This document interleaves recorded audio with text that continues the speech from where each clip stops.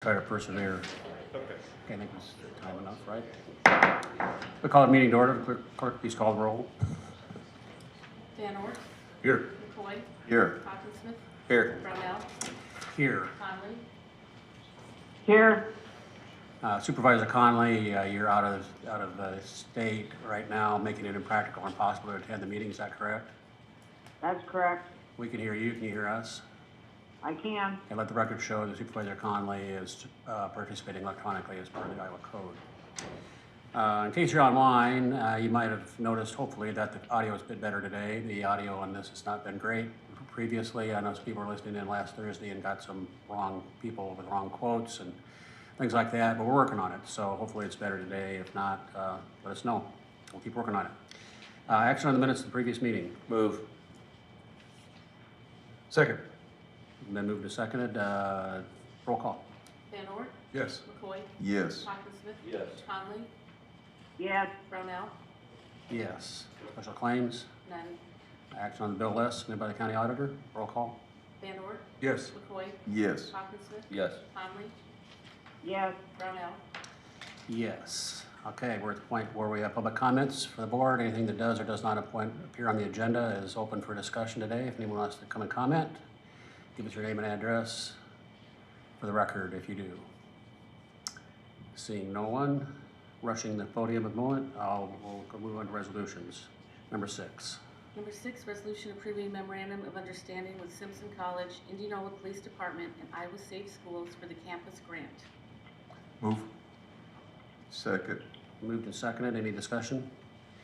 Seeing none, would the clerk please pull the board? Van Ort, Just about to say council. Yes. McCoy, Yes. Hawkinsmith, Yes. Conley, Yes. Brownell. Yes. Number 7, resolution authorizing the auditor's office to publish notice of public hearing for May 3rd on proposed vacation of platted walkway easement. Number 8, resolution establishing speed limit on Northwest Sheldahl Drive in cooperation with Polk City. Number 9, resolution approving right of entry agreement for City of Altoona for the install of a fiber optic cable project. Number 10, resolution approving saturated buffer project right of entry and temporary construction easement agreements. Move the resolutions collectively. Second. Okay, moved and seconded. Any discussion? Seeing none, clerk please poll the board. Van Ort, Yes. McCoy, Yes. Hawkinsmith, Yes. Conley, Yes. Brownell. Yes. Number 11, resolution creating side-by-side positions within the sheriff's office. Move them. Second. Moved and seconded. Any discussion?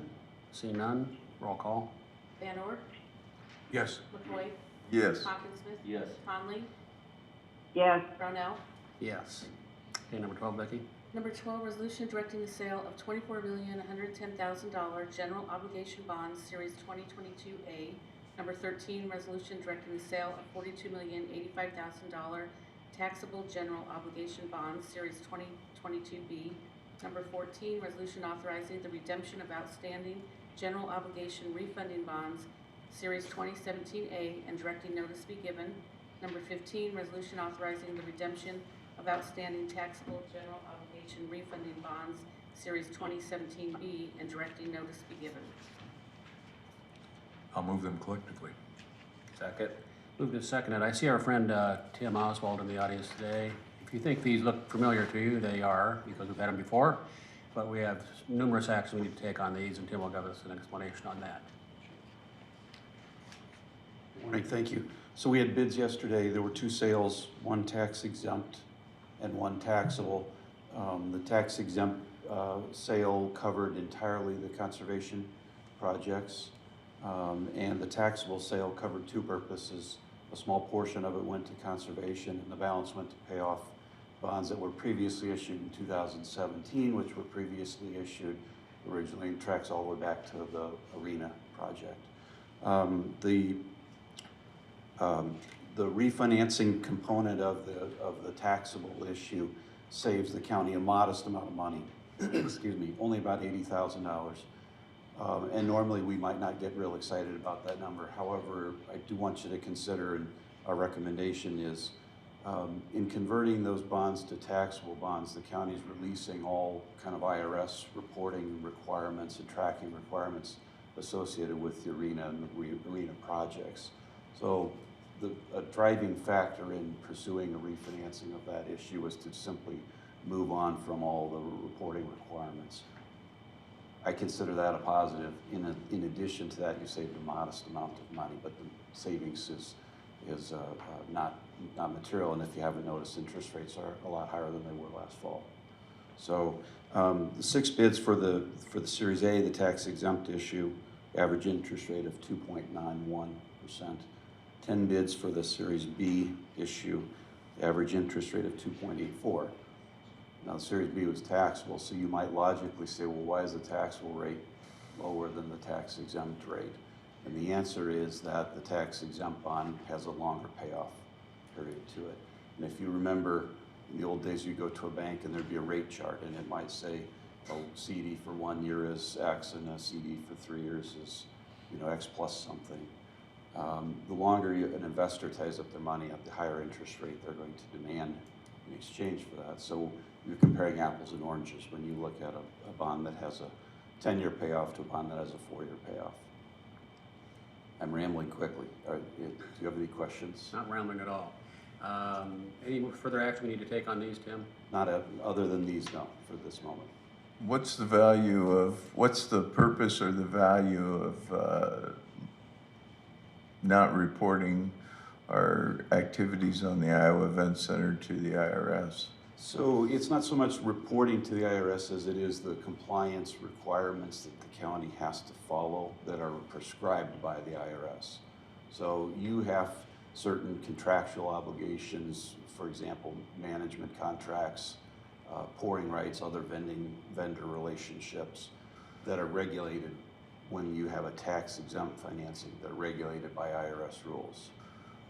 By refinancing into taxable debt, we release you from all of those requirements. So you can enter into whatever business arrangement with the managers or the other users of the facility that you so deem.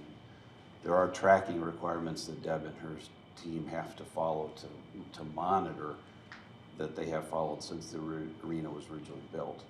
Those will now cease to have to be tracked as well. Does that make sense? That makes sense. Okay, thanks, Tim. Thank you. See bond counsel in the audience. Anything to add, Eric? No, I think he's covered pretty well. The main thing is the flexibility of operations, really to your question, Supervisor McCoy.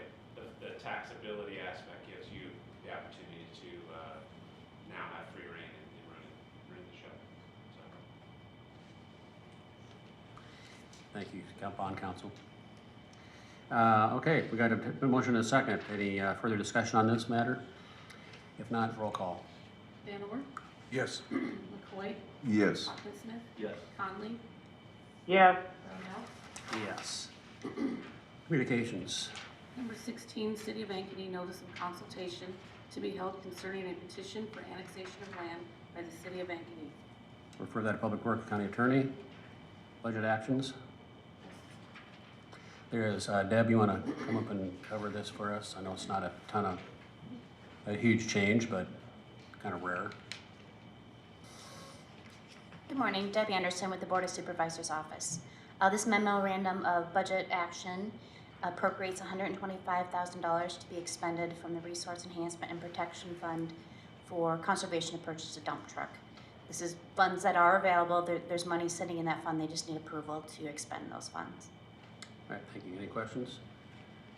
We'll need a motion and a second. I'll move it. Second. Been moved to second. Any further discussion? Seeing none, roll call. Vanor, Yes. McCoy, Yes. Hawkinsmith. Yes. Conley, yes, Brownell. Yes. Memorandum of appointments. Move the appointment list, Mr. Chairman. Second. Moved and seconded. Any further discussion? Seeing none, roll call.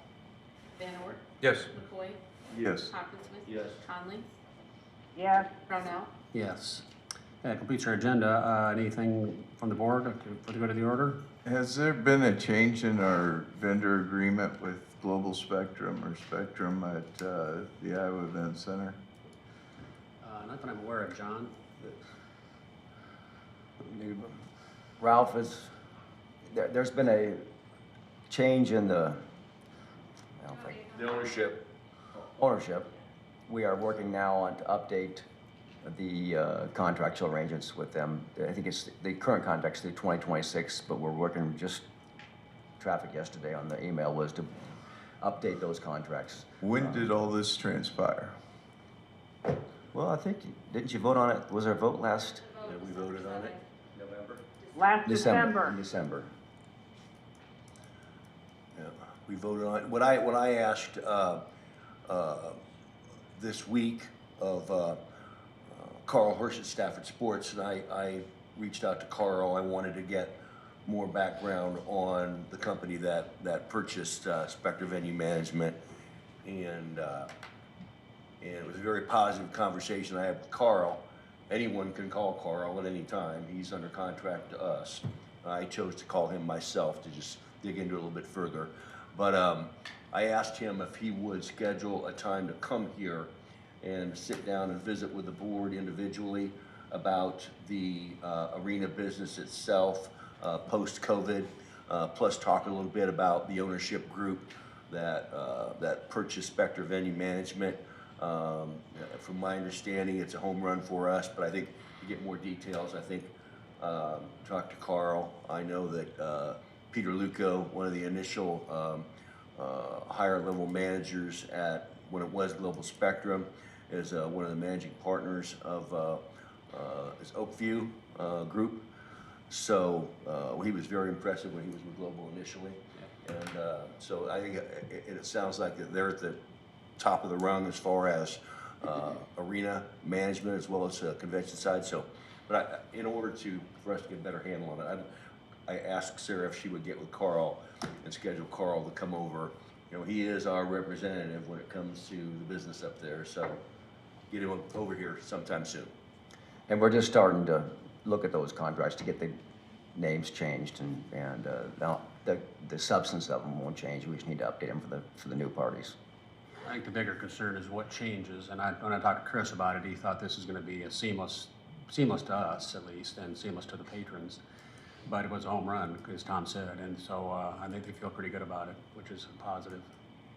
But to answer your question, Matt, I think no is the answer to the first part, is we don't have to change the contract. In the future, yes, we probably will. Basically name changes, I think, but anyway, we'll see. A good idea to get Carl in here and talk. Anything further? Entertain a motion to adjourn. So moved. Second. Move to second, roll call. Van Ork. Yes. McCoy. Yes. Hawkinsmith. Yes. Conley. Yes. Brownell. Yes.